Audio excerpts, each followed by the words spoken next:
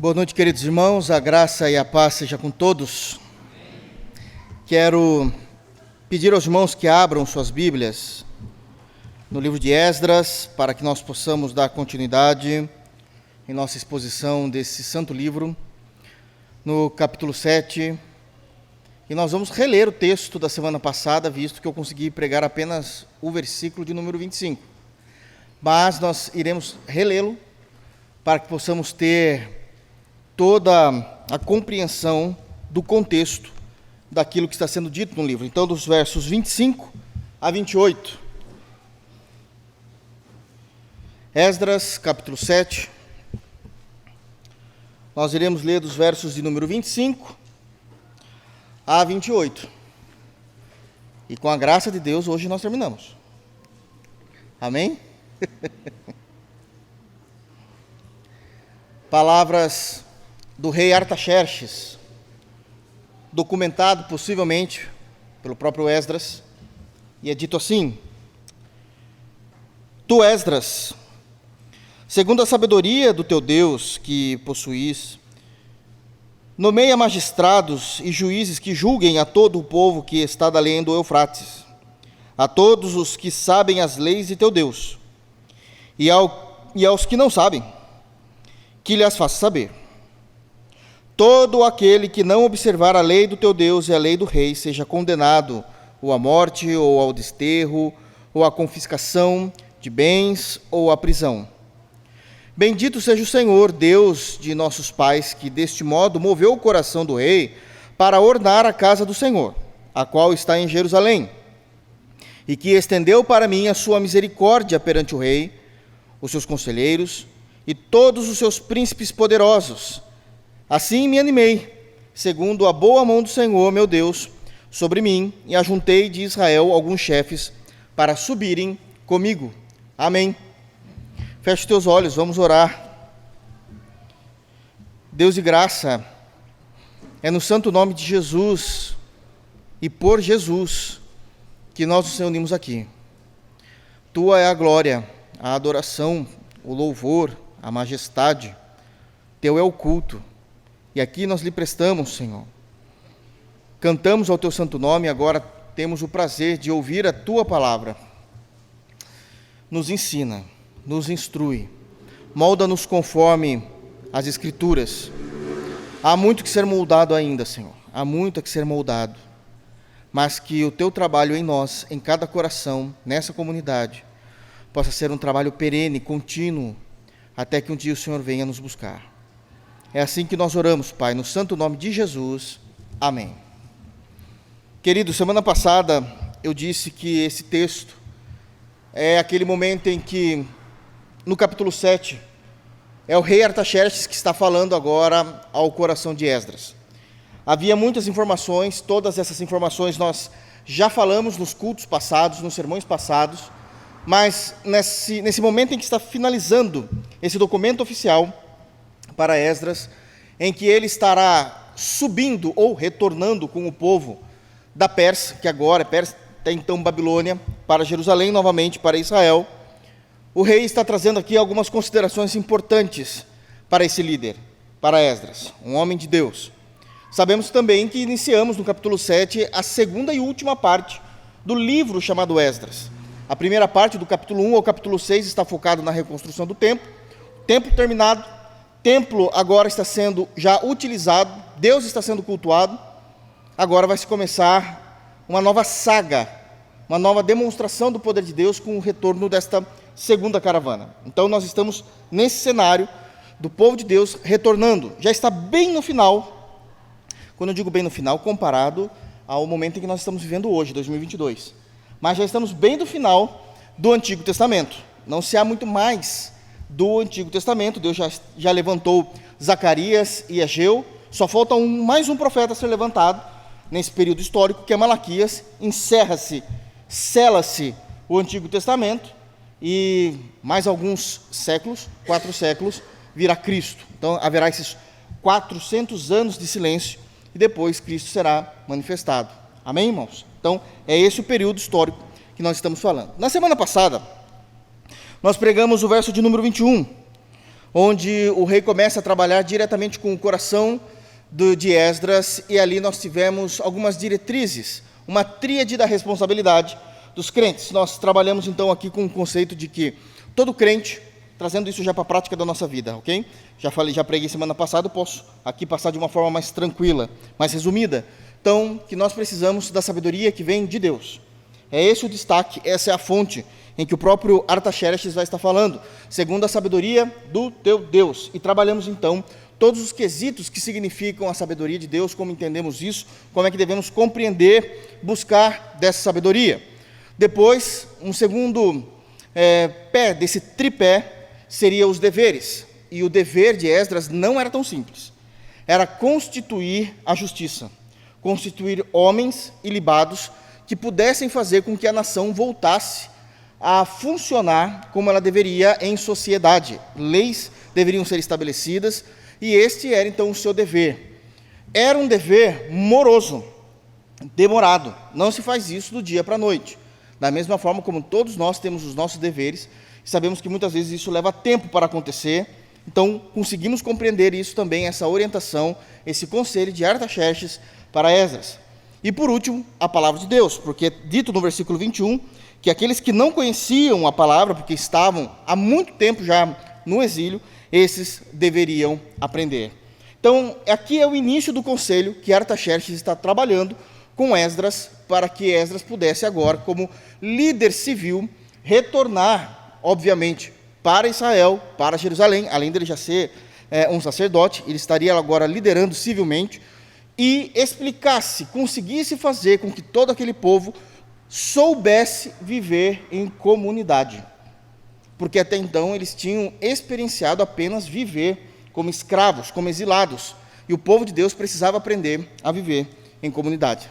Amém? E trabalhamos esse contexto. Existem mais alguns conselhos que Artaxerxes entende que é primordial para uma vida em comunidade. Ele, como rei, entendendo a respeito de liderança, de reinado, ele vai trazer aqui algumas observações também para que Esdras pudesse aplicar essas verdades no povo de Deus. Obviamente que aqui eu também terei muito cuidado para falar, porque eu vou citar aqui alguns textos demasiadamente antigos das Escrituras Sagradas do Antigo Testamento. E qualquer tentativa de ler esses textos com os olhos do Ocidente, que é onde nós moramos, e século 21, nós iremos não tratar bem esses textos, e podemos, inclusive, ter um certo sentimento negativo a respeito de Deus, e isso é pecado. Porque o erro não está em Deus. O erro está na tentativa de nós lermos os textos do Antigo Testamento como se isso fosse escrito hoje. Então, a dinâmica das palavras mudaram, a etimologia da palavra ela é mais pura no Antigo Testamento do que hoje, porque sofreu alterações. Então, precisamos entender também os contextos daquilo que nos é ensinado pela palavra de Deus. Amém?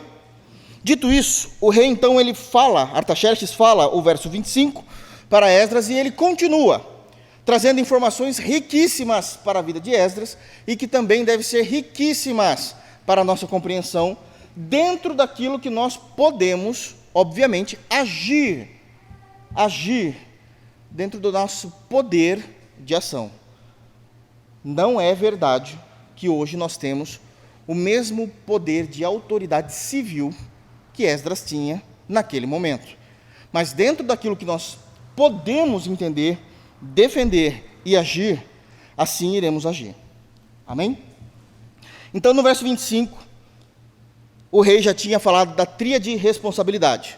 A sabedoria que vem de Deus, trabalhamos esse ponto, os deveres do homem e a palavra de Deus, a lei de Deus. 26, ele diz assim, vamos ler agora comigo? Somente o versículo de número 26. Todo aquele que não observar a lei do teu Deus e a lei do rei, seja condenado ou à morte, ou ao desterro, ou à confiscação de bens, ou à prisão. Artaxerxes continua falando ao coração de Esdras, dizendo, Esdras, você precisa entender que deve existir a punição correta para cada transgressão cometida. Então essa é a primeira lição que nós já tiramos na noite de hoje. A Bíblia, ela nos informa que deve haver em sociedade a punição correta para cada transgressão cometida. E esse é um ponto que por muitos anos tem dividido a igreja de Jesus. Eu estou falando do Novo Testamento agora. Tem dividido a igreja de Jesus por falta de conhecimento de textos bíblicos. E se não for por falta de conhecimento de textos bíblicos, por uma defasagem em interpretar corretamente os textos bíblicos. Eu me lembro que eu sou cristão desde que sou criança. E não foram poucas vezes em que eu fui ensinado no decorrer da minha vida cristã, ainda muito criança, jovem, adolescente, jovem eu já conseguia debater, mas ainda na adolescência, eu me lembro, muitas das vezes, eu sendo ensinado, por exemplo, que a pena de morte é pecado. A Bíblia não diz isso. Aliás, a Bíblia nunca falou disso. O que a Bíblia condena é o assassinato, o homicídio. Isso está lá nos mandamentos, 6º mandamento. Não matarás. O que é não matarás? É que nós não temos autoridade para tirar a vida de ninguém, sendo um homicida. E isso continua valendo. Nós não temos. Mas todas as demais partes das Escrituras, principalmente na aplicação da justiça, a morte sempre foi uma pena. Aliás, qual foi a pena pela transgressão de Adão e Eva? Isso eu não consegui entender Gênesis desde o início. Qual foi a punição? O Senhor disse, se vocês provarem desse fruto, a questão era desobediência, certamente morrerás. E ali começou. O salário do pecado também é a punição da parte de Deus com a morte. E quando Deus começa a estabelecer a lei, Ele vai trazer a compreensão de uma das penas, não somente ela, ser a pena de morte. Mas antes de nós tratarmos desse assunto, entrando de forma mais complexa ou talvez mais profunda nesse texto, nós precisamos entender o que é que o rei estava dizendo aqui. Que toda sociedade precisa ter regras. Regras quebradas é sinal de punição.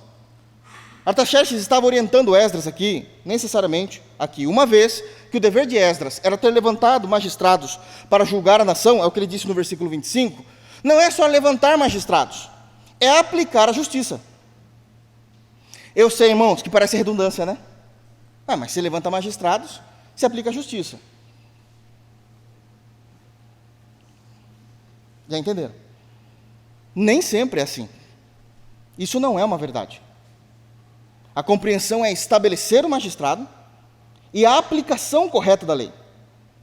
E ele vai trazer aqui uma informação muito séria quando ele diz: observar, todo aquele que não observar, verso 26, a lei do teu Deus e a lei do rei. Aqui ele está falando tanto da lei de Deus como a lei dos homens. E aqui eu já também preciso abrir um parênteses. Eu sei que quando nós falamos de lei dos homens, nós sabemos que muitas delas são falhas e outras abusivas. Eu entendo isso. Aliás, todo mundo sabe disso. Que a lei dos homens, muitas das vezes, elas são falhas e abusivas. Mas não é esse o contexto em que o rei está falando com Esdras. Em que Artaxerxes está comunicando essa verdade. Por que não é esse o contexto? Porque ele cita primeiro a lei do teu Deus. Essa é a ordem. Antes de qualquer coisa, a soberania no entendimento, na interpretação e na aplicação da lei precisa ser a lei de Deus. Depois, a lei dos homens. Qual é a compreensão do rei aqui? Uma compreensão muito sábia. Que a lei dos homens, ela deve ser escrita, baseada na lei de Deus. Se houver esse cuidado, não deve haver leis falhas e nem abusivas. Não deve haver leis falhas e nem leis abusivas. Embora eles tivessem ficado ainda na Pérsia por um bom período, depois que Babilônia foi destruída e que Babilônia caiu, eu acredito que Artaxerxes não tinha um conhecimento tão profundo de lei como os próprios judeus. A lei de Moisés eu me refiro. Não tinha. Mas já sabíamos também que nesse momento Ester já era rainha. Então, com certeza, eles também não eram nenhum ignorantes a respeito da lei de Moisés. Ele tinha um conhecimento suficiente de alguém que é uma autoridade para poder julgar a nação. Embora ele não aplicasse isso na Pérsia, ele sabia qual era a compreensão dos judeus, porque os judeus não se dobravam diante desse rei. Aliás, esse é o grande problema logo no início da narrativa de Ester, porque quando o rei queria ser adorado, o pessoal judeu não se prostrou diante do rei. E Amã ficou muito bravo. Amã falou, não, tem que se prostrar. E o Mordecai que estava lá falou, não, eu não vou me prostrar. E foi essa a grande questão. Então eles entendiam como eles levavam a sério a lei de Moisés. Esse é um ponto que precisa ser muito bem compreendido. Que a lei dos homens, ela de fato pode ser falha e abusiva. Mas se ela está debaixo da lei de Deus, esse erro, ele será muito comedido. Não deve acontecer. Mas todas as vezes que as leis humanas são feitas à parte da lei de Deus, teremos problemas. E nós conseguimos ver isso claramente aos nossos olhos em nossa geração.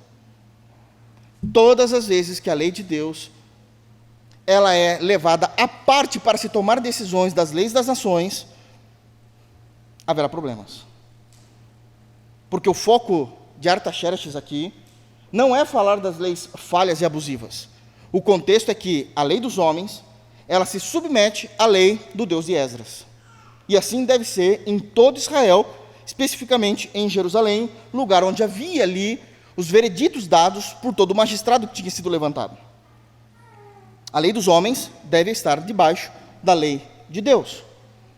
E todo aquele que transgredir precisa ser punido, porque a lei precisa ser praticada e aplicada. Porque onde houver uma nação em que a lei estabelecida dos homens, ou até mesmo a lei de Deus, ela não é praticada ou aplicada, a nação irá sofrer. Homens valorosos irão sofrer com isso.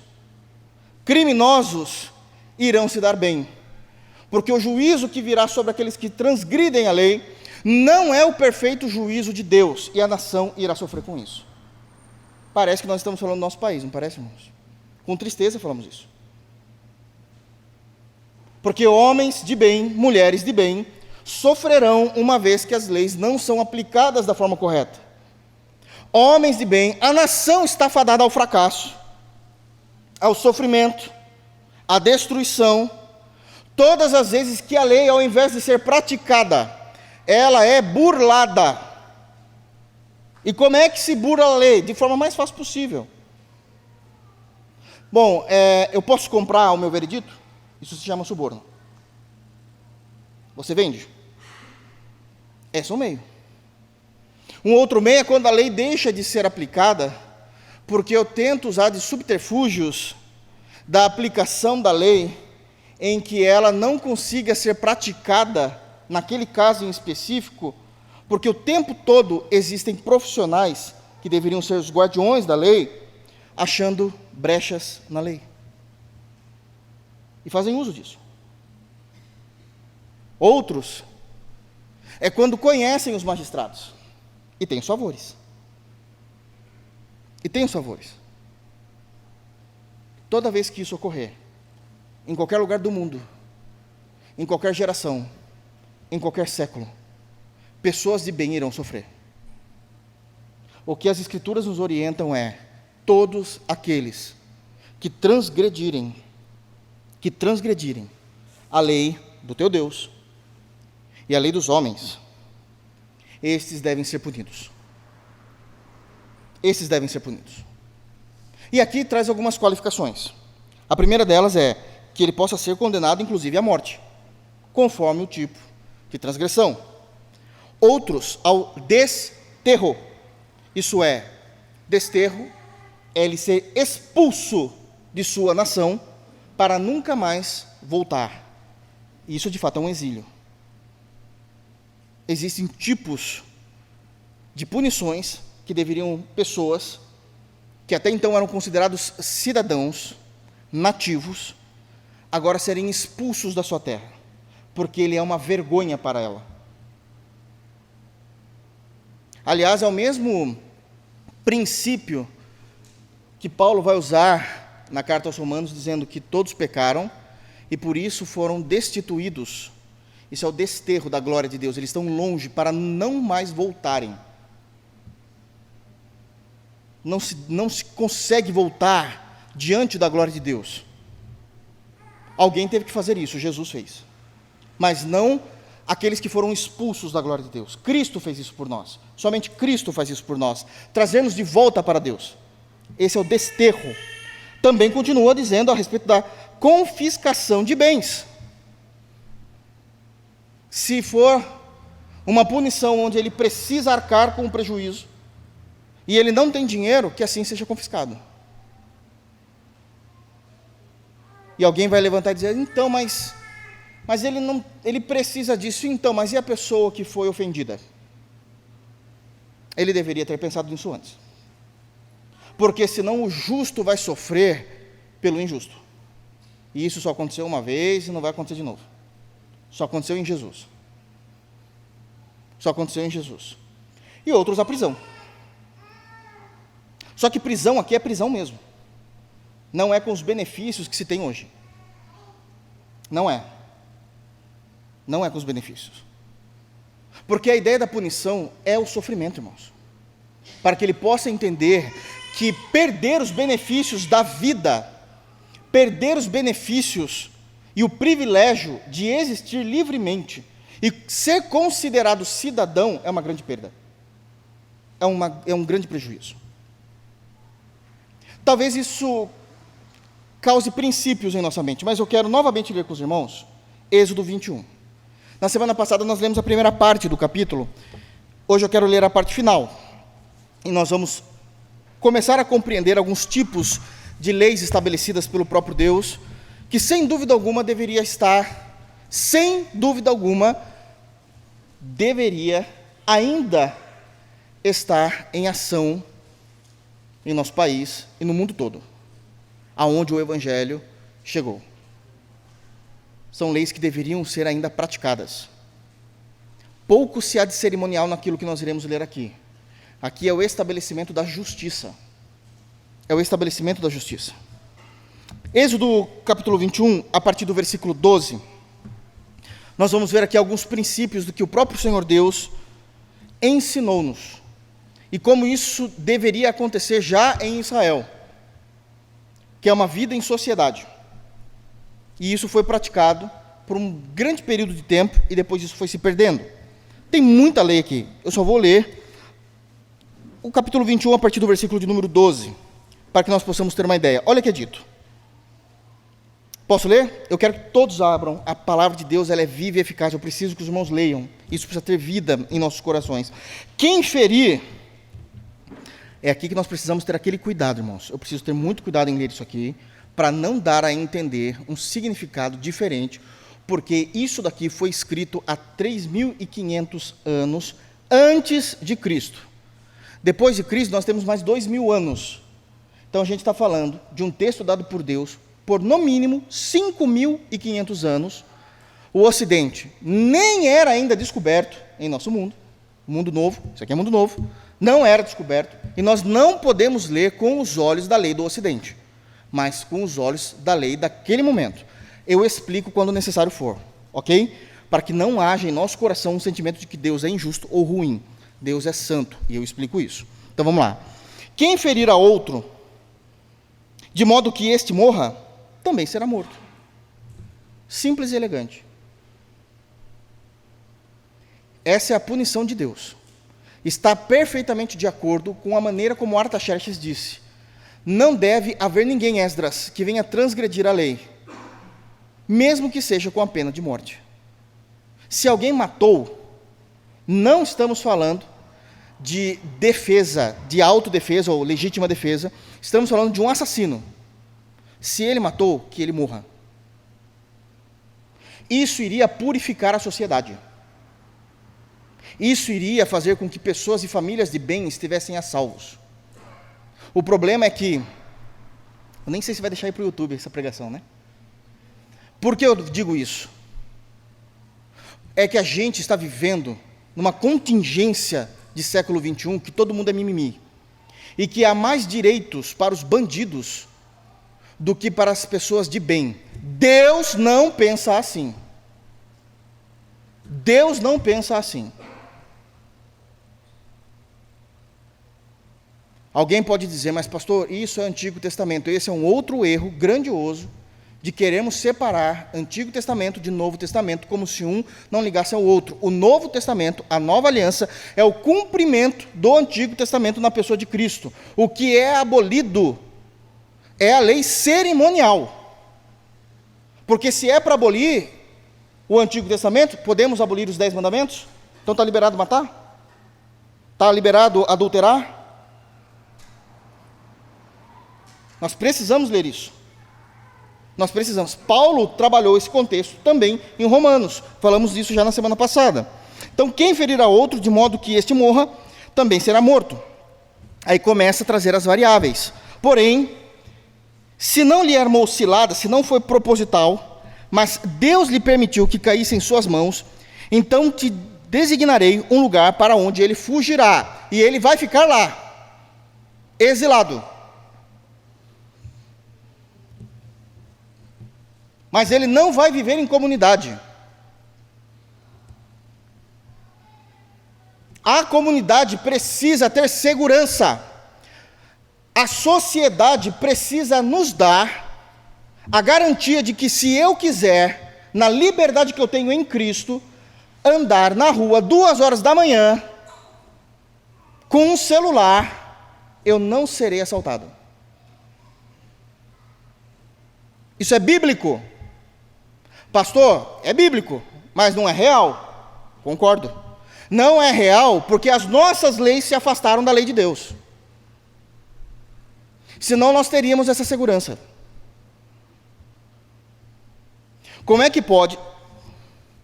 Foi feito um censo e foi entendido que o Brasil tem mais mulheres do que homens. Como é que pode a maior população, então, em gênero do Brasil, mulheres, terem medo de andar no seu próprio país à noite? Porque as leis são falhas. Isso é muito sério. Isso é doutrina, irmãos. Mas os homens amaram mais as trevas do que a luz. 14. Se alguém vier maliciosamente contra o próximo, maliciosamente aqui não tem a ver, nesse texto do versículo 14, com conotação sexual, tem a ver com a maldade do coração. Então, se alguém vier maliciosamente contra o próximo, matando-o a traição, tirá-lo-ás até mesmo do meu altar para que morra. Olha a intensidade em que Deus está colocando a punição. Se alguém quiser dar uma despertinho, sabe aquela famosa questão? Eu peco e peço perdão. É o espertinho, que acha que é mais esperto do que Deus. No Novo Testamento, pedir perdão, vai lá no quarto, ô Senhor, me perdoa. Mas no Antigo Testamento, ele tinha que ir até o templo oferecer sacrifício, lá no altar de sacrifício. Então, se alguém desejou matar, matou, falou, agora só ir correndo, pega um cordeirinho e mata lá no altar. Se você vê ele lá fazendo isso, tira ele de lá e mata ele. Está no texto. Está no texto. Porque povo de Deus não é lugar para bandido, para sem vergonha. O povo de Deus é lugar para pessoas que foram bandidos, mas arrependidos pelo poder do Evangelho. Sem dúvida alguma. Mas não para continuarem em suas obras. Se ele estiver lá no altar, tira ele para que ele morra. 15. Quem ferir seu pai ou sua mãe será morto. Patricídio, matricídio. Morre. Morre, irmão. Não tem custódia. Não é assim que funciona. Não é assim. 16, olha isso. Isso acontece muito no país, né? No nosso país. O que raptar alguém e o vender, ou for achado na sua mão, será morto. Cárcere privado. Se você matar essa pessoa, você vai ser morto. Mas só o ato dele ser encontrado, e você é o culpado com vida, ele foi encontrado com vida, ele foi achado, está na sua mão, você raptou alguém, você tirou a liberdade, você cerceou a liberdade de alguém. Sim, eu cerceei, você morre. Até aqui é só punição de morte, irmãos. Está na Bíblia. Isso traria segurança.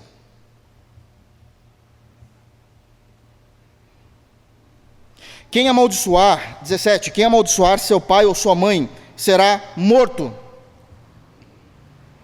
A ideia de que a família é sagrada. 18, se dois brigarem, ferindo um ao outro com pedra, naquele tempo lá valia de tudo, né? O que achou no chão, vale de arma, né? Então, se dois brigarem, ferindo um ao outro com pedra, ou com o punho, no murro, né? E o ferido não morrer, mas cair de cama, se ele tornar a levantar-se e andar fora, apoiado ao seu bordão, então será absolvido aquele que o feriu. Somente lhe pagará o tempo que perdeu e o fará curar-se totalmente. Então, não tirou a vida, ok. Ele ficou um tempo inutilizável. Esse é o texto. O texto está sendo bem escrachado aqui. Ele ficou um bom tempo sem poder fazer nada. Ou seja, não conseguiu trabalhar, não conseguiu o sustento de sua família. Bom, quem fez isso que custeia a família? Isso é lei. Poxa, mas eu também tenho vários filhos. O problema é seu. Você não fez? Custeia a família de quem você feriu. Aquela criança que ficou sem o pai trazer o seu sustento, não pode sofrer pelo teu erro. Então, sustente a família. E você vai fazer isso até que ele consiga se curar totalmente. Não é assim, poxa, já ajudei 1 mês e meio, mas a pessoa vai ficar de cama por 6 meses, então é por 6 meses que você vai honrar isso aí.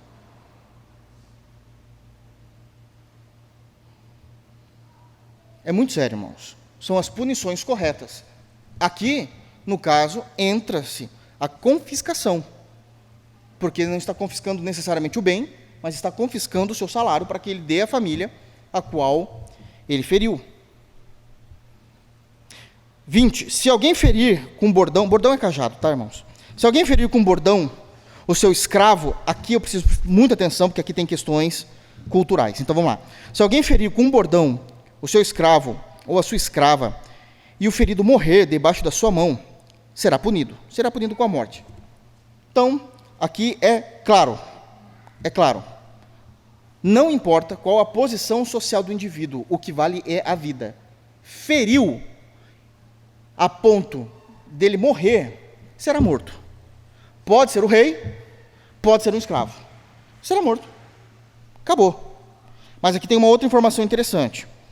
21. Porém, se ele sobreviver por 1 ou 2 dias, não será punido, porque é dinheiro seu.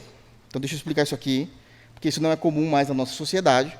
Podemos ter uma interpretação errônea, e algumas traduções fizeram o favor de colocar ainda, porque ele é sua propriedade. Essas traduções, né? Então, isso parece que está fazendo do escravo um objeto. E parece mesmo quando nós olhamos com os nossos olhos de Ocidente, século 22, muita coisa foi mudada culturalmente. Mas o Senhor está guardando o escravo aqui. Por quê? Eu preciso entender o seguinte, vamos lá, vamos trazer o contexto disso. Os escravos das Escrituras Sagradas não devem ser, já falei isso, eu repito, não devem ser vistos como a escravidão em que existiu no Brasil, em que pessoas negras ou pretas simplesmente foram trazidas, obrigadas e serviam aos seus senhores. Não era assim que funcionava no Antigo Testamento. Primeiro, ninguém era escravo obrigado. Já começa por aí. Ninguém era escravo obrigado, a não ser os despojos de guerra. É uma outra história aí. Mas aqui estamos falando de Israel. Eles não eram escravos obrigados. Por que uma pessoa se tornava escrava? Porque ela cometeu um delito e ela não conseguiu honrar financeiramente esse delito. Ela não conseguiu honrar esse delito. Ela vai pagar de alguma forma. Não é simplesmente o nome ir para o SPC. E está tudo certo, vida que continua. Não. Não conseguiu? Não. Você vai trabalhar para alguém. Para quem? Para quem você está devendo. Você vai trabalhar. Um outro ponto que precisa ser entendido aqui é que quando nós falamos de dinheiro, de economia nesse período, no período da Bíblia inteira, independente. Deixa eu tentar explicar isso melhor, trazendo para a realidade nossa. É que quando a gente fala de economia no Brasil, é muito difícil de tratar, porque o tempo todo está todo mundo apertado, né? Eu sei como é. Mas se os irmãos gostam de filmes, principalmente os americanos, os irmãos vão perceber que alguns filmes do início dos anos 2000, tudo era muito barato nos Estados Unidos. Vocês se lembram disso? Então, aparecia lá uma plaquinha, você vê o McDonald's lá, você quer morrer de desgosto, que aqui é seu salário. Lá, é algo que uma criança compra com mesada, tranquilamente. Carro do sorvete que passa na rua nos Estados Unidos é vendido por cents ainda. E olha que hoje está caro. Está quase $1. O sorvete simples, ok, irmãos? Aqui não é essa a realidade. Tudo é muito caro. Porque quanto mais antigo é o período histórico, menos inflação havia na economia de qualquer lugar. É assim que funciona a economia de todos os países. Quando nós estamos falando desse período que é antiguíssimo, nós estamos falando que o salário de um cidadão médio era algo muito pequeno. Mas quando eu digo pequeno, não estou dizendo com poder de compra apenas. Eu estou dizendo que se pagava o salário de uma pessoa com uma moeda. Porque a inflação era muito baixa. Então se pagava com uma moeda. Você conseguia isso. Aqui no Brasil, era até a década de 90, quem lembra disso? Na história também, a gente aprende isso na história do Brasil. Chegava um tempo que o salário do cidadão médio era milhões de cruzeiros, reais de cruzeiros, vocês lembram? Aí já não tinha mais para onde ir, de tanto que era a inflação nossa, que o governo se reunia e cortava 3 zeros. Era assim que eles faziam. Aí eles cortavam os 3 últimos zeros para não ser mais milhões, para voltar a ser 1.000 e mudavam o nome da moeda. Agora é cruzado de novo, agora é cruzeiro real, até chegar ao real. Irmãos, em nome de Jesus, é assim que funcionava, tá? Então, eles cortavam os 3 últimos zeros para que pudesse chegar, porque era muito alta a inflação do nosso país, mas em Israel, a inflação era muito pequena. O que eu quero dizer com isso? Para alguém conseguir pagar a sua dívida, ele tinha que ficar muitos anos preso. Porque a inflação era baixa, o salário era baixo, para conseguir chegar e pagar todo o valor que ele devia. Todo o valor que ele devia. Por outro lado, existiam alguns escravos, alguns cidadãos, que eles não deviam necessariamente para uma pessoa privada, mas passava a dever para o Estado. Para o Estado não perder, leiloava essas pessoas, o trabalho dessas pessoas. E alguém precisava ir lá e comprar por um determinado valor, e conforme fosse o tipo de punição, quando ele pagasse esse valor, ele tinha alforria. Esse cidadão tinha alforria. Também demoraria muito para ele pagar, porque era um salário pequeno, a inflação era pouca, então o salário ali era questões ali de denários, né? Não chegava nem a ser um talento, chegava a ser denários. Então era algo muito mais simples, muito mais... Isso no Novo Testamento, imagina que em Israel, nós nem temos... A Bíblia muitas vezes traduz por dinheiro mesmo, era 300 dinheiro, a gente não tem nem ideia, porque é muito pouco. É muito pouco perto daquilo que nós vivenciamos hoje. Quando o texto está dizendo que se alguém batesse num escravo e ele sobrevivesse por 1 ou 2 dias, ou seja, ele não morreu por causa da violência. Ele pode morrer no 3º dia por um ataque cardíaco, é uma outra história. Mas ele não morreu por causa da violência cometida. Então está no texto aqui. Ele sobreviveu 1 dia, 2 dias, está comprovado que se ele morreu no 3º dia, não foi por causa da violência. O Senhor não será punido porque é dinheiro seu. O que Deus está lembrando? Olha só, você pagou muito dinheiro por esse homem. Só se você for muito orelhudo, para não falar a palavra que a gente costuma falar, né? Burro, para querer matar alguém. Porque você gastou uma grana violenta com ele para matá-lo. Então ele está protegendo o escravo, porque era assim que funcionava, não existia outros tipos de lei. Você vai dar a cabo a vida de uma pessoa que lhe custou tanto. Bom, vamos trazer para a nossa realidade, tá bom? Por graça divina, você conseguiu comprar uma Ferrari. Aí você fala assim, propositalmente vou batê-la no poste. Não tem outro nome de eu te chamar.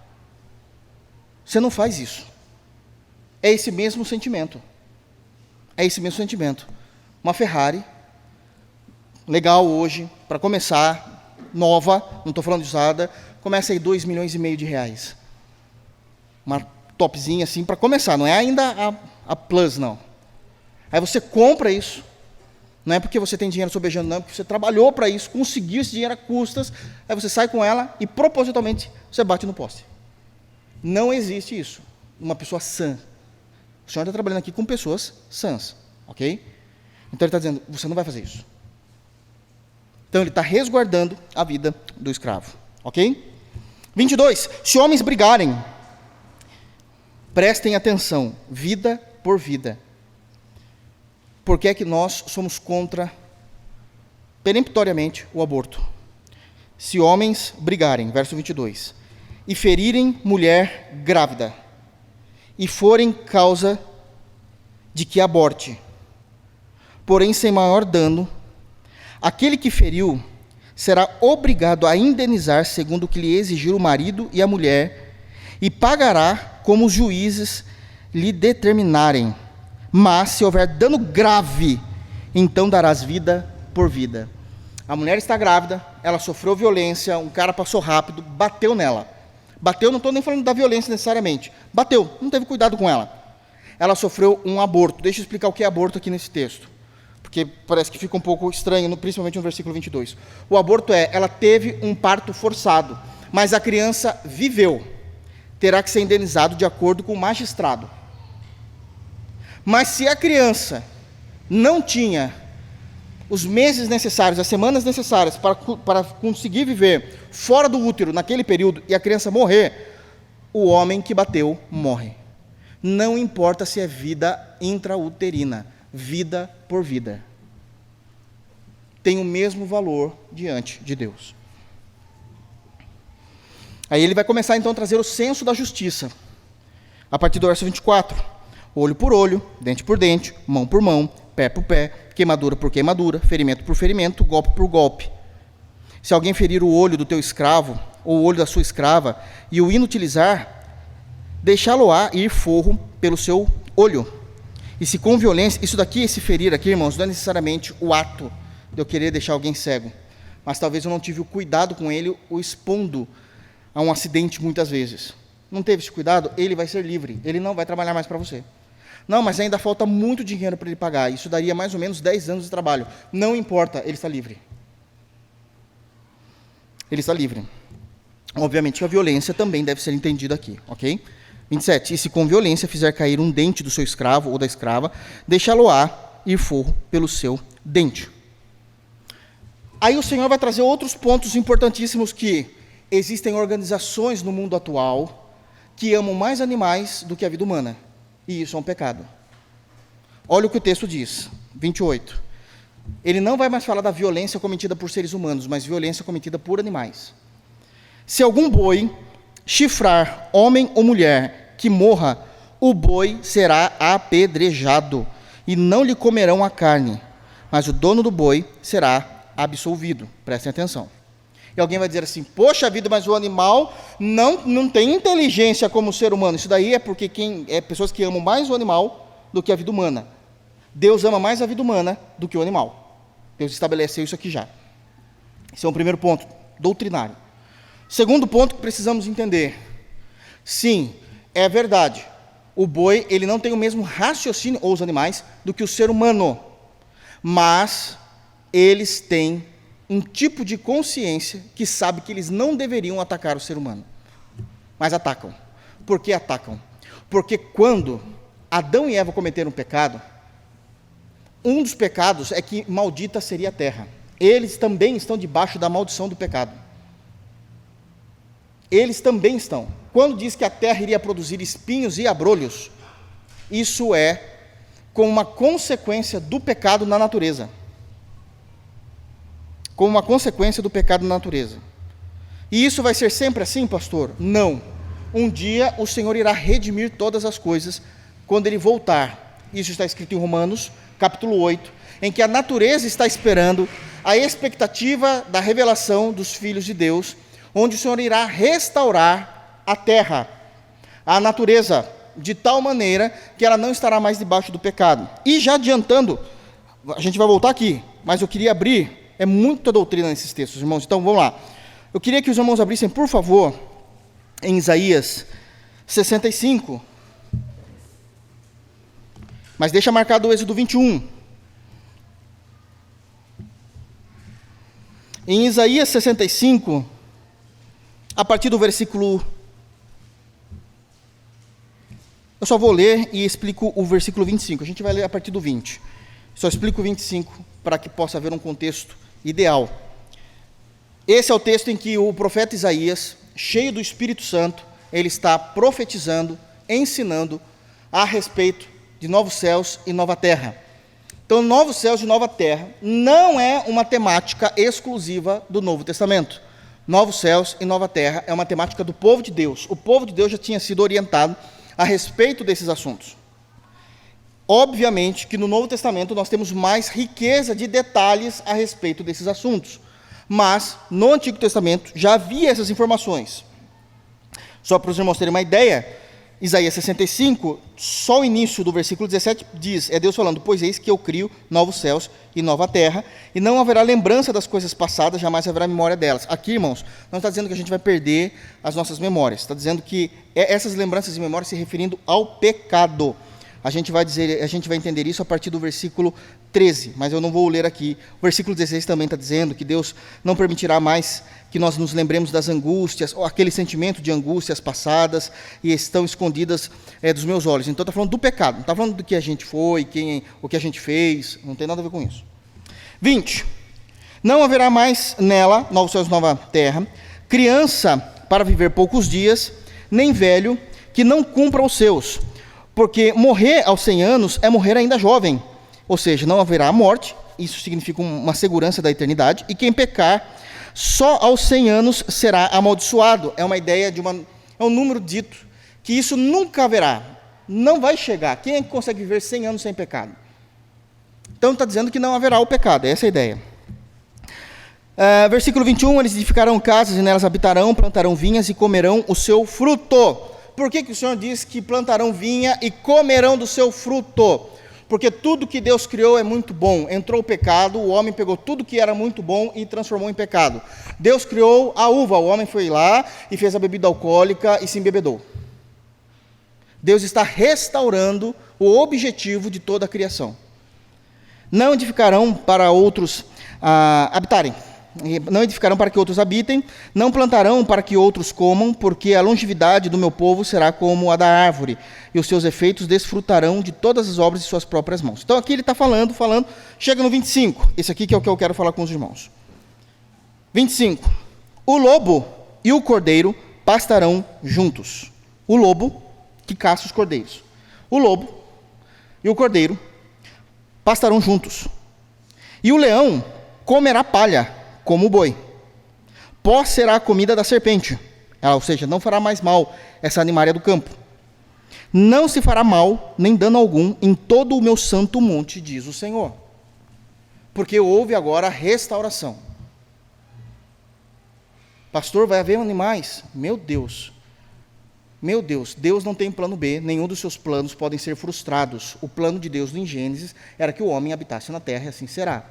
Então, assim, os animais hoje que morrem não vão para o céu, porque no céu não tem animal, mas em novos céus e nova terra haverá. Para quem está acompanhando as pregações de Mateus, está entendendo o que eu estou falando. Porque os céus hoje não é o destino final da igreja. Novos céus e nova terra, Apocalipse, capítulo 21, e vi novos céus e nova terra descendo do céu, se acoplando na terra. Aqui haverá. E nós viveremos tranquilamente com esses animais. Não haverá extinção deles em massa. Ok? Não, no céu, animais não são salvos, só vai continuar a procriação.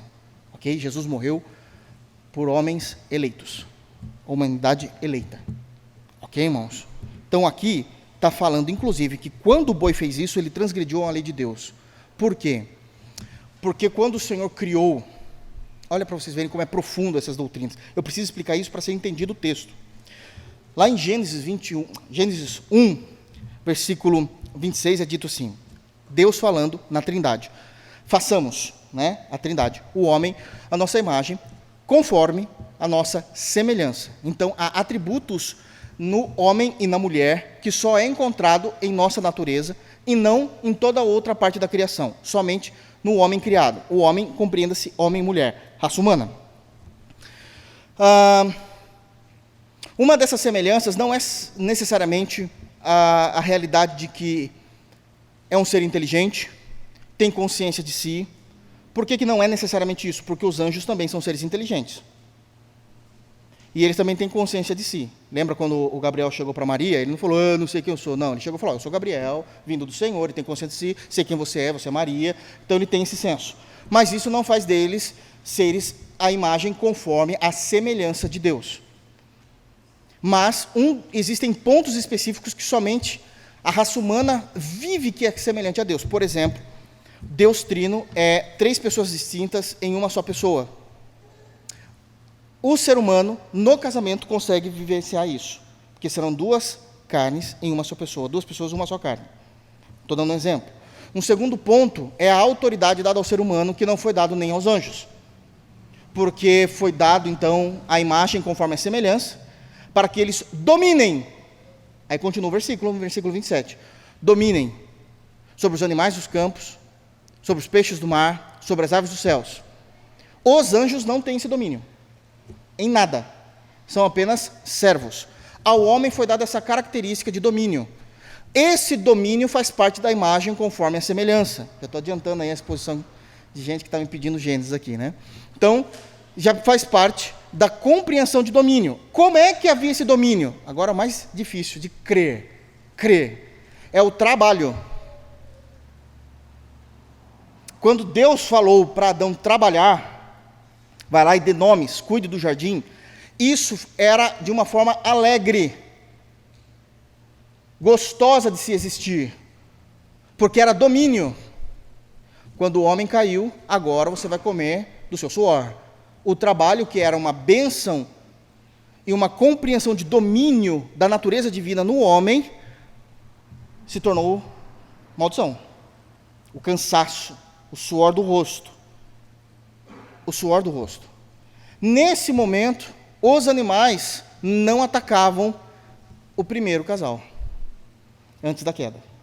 Depois passaram a fazer isso. Por isso que o Senhor irá restaurar, e Isaías 65 profetiza isso. Essa já é restauração acontecendo. Então, os bois, todos os animais que transgredirem essa lei, sofrerão também. Amém? Eu não vou chegar no 20, né? Não vou, né, irmãos? Nem voltei para Esdras ainda. Se alguém, vamos lá, olha só, 32, perdão. Lá em Êxodo 21. Nós estamos falando de leis, as punições. Eu estou dando um capítulo. A Bíblia, em Êxodo e Levítico, só tem lei. Eu estou falando de um capítulo. Olha como já iria melhorar a nossa sociedade, se seguisse só esse capítulo. 32. Olha que interessante. Se o boi chifrar um escravo ou uma escrava... É isso? Não, eu pulei, né, irmãos? Eu pulei. É o 30. É o 29. Mas se o boi, dantes, era dado a chifrar, e o seu dono era disso conhecedor, e não o prendeu, e o boi matar homem ou mulher, o boi será apedrejado e também será morto o seu dono. Você quer ter animal, você sabe que o seu animal é perigoso. Vou dar um exemplo aqui. Não é 100% isso, eu sei disso. Conheço pitbulls que são muito mansinhos, mas tem uns que são difíceis. Você sabe que o seu cachorro, ele é perigoso. Você já tem conhecimento disso. E ele escapou por falta de seus cuidados, e matou alguém, o cachorro morre, e você morre. Está no texto bíblico. Claro como a luz do meio-dia. Se lhe for exigido resgate, dará então como resgate da sua vida tudo o que lhe for exigido. Existe aqui uma cláusula de exceção. Se a família que perdeu um ente querido disser, olha, não precisa matá-lo, mas eu quero tanto, você vai pagar. Quanto for exigido. Em muitos casos é melhor a pessoa morrer, porque senão ele vai ser escravo para o resto da vida. É essa a ideia. 31. Quer tenha chifrado um filho, quer tenha chifrado uma filha, este julgamento lhe será aplicado. Se o boi chifrar um escravo ou uma escrava, dar-se-ão 30 ciclos de prata ao senhor destes, e o boi será apedrejado. Apedrejado. Se alguém deixar aberta uma cova, ou alguém cavar uma cova, e não a tapar, e nela cair boi ou jumento, o dono da cova o pagará. Pagará dinheiro ao seu dono, mas o animal morto será seu. Então eu abri uma cova, um buraco, deixei lá. Isso era muito comum naquela época, talvez procurando poço d'água. Não tampei, não dei os devidos cuidados, e veio um animal do campo, que era do meu vizinho, ele caiu ali e ele morreu. O animal morto é meu, mas eu terei que agora restituir isso financeiramente. Está vendo? Não há danos para as pessoas de bem, irmãos. Não há danos na lei de Deus. Não há danos para as pessoas de bem. 35, se um boi de um homem ferir o boi de outro, a briga dos bois, e o boi ferido morrer, venderão o boi vivo e repartirão o valor e dividirão entre si o boi morto, porque o boi morto pode ser vendido para carne, para consumo.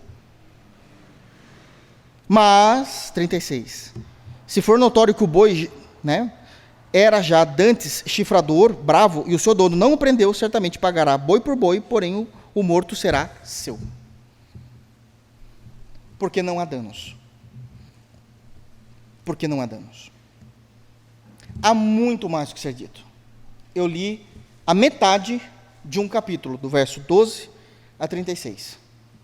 O quanto a nossa sociedade seria beneficiada, quanto as sociedades espalhadas em todas as nações seriam beneficiadas se seguissem a lei do nosso Deus.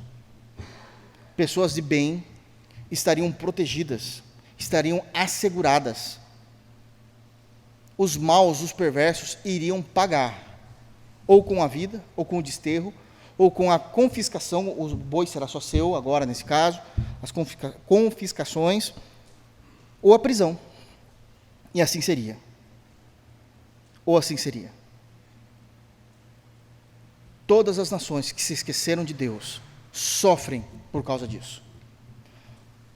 Uma palavra de esperança. Um dia, nós os salvos, viveremos numa nação como essa, perfeita e santa. Essas leis não serão aplicadas em novo céu e nova terra, porque não haverá a possibilidade de danos para o povo de Deus, quando todos estivermos reunidos em Cristo, em novos céus, em nova terra. Que Deus nos abençoe, irmãos, em Cristo Jesus. Vamos ficar de pé?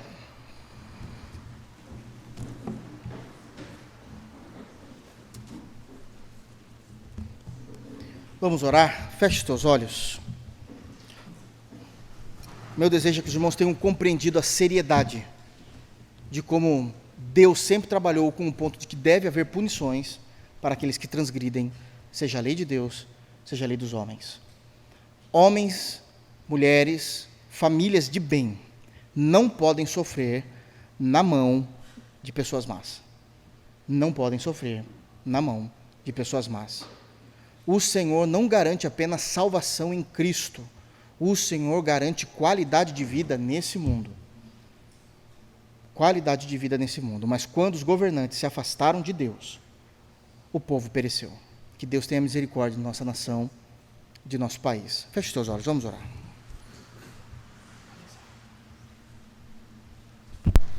Oremos, irmãos. Pai Santo, nosso eterno e glorioso Deus, no bendito nome do Senhor Jesus Cristo, te damos graça por mais um dia que o Senhor permitiu da nossa igreja local estar reunida aqui para cultuar ao Senhor, para ouvirmos a sua santa e bendita palavra, as verdades das Escrituras. Hoje aprendemos, Senhor, que as tuas leis refletem o teu caráter, a tua retidão, a tua santidade, a tua perfeição. Também aprendemos que, embora as nações tenham virado as costas para o Senhor, nós aguardamos novos céus e nova terra onde habitará a justiça, onde estaremos para sempre com o Senhor, reinando e adorando o Senhor por toda a eternidade. Obrigado por tudo. Nos leva em paz para a nossa casa, nos livra do mal, nos livra de todas as tentações, fortalece o nosso homem interior pelo poder do Espírito Santo, para que nós possamos viver em conformidade com a pessoa de Cristo. Faze-nos mais parecidos com Jesus, porque nisso o Senhor será glorificado na nossa vida. Obrigado, em nome do Senhor Jesus. Amém. Que a graça de nosso Senhor Jesus Cristo, o amor de Deus Pai, a comunhão do Espírito Santo esteja sobre todos nós hoje e sempre. Amém.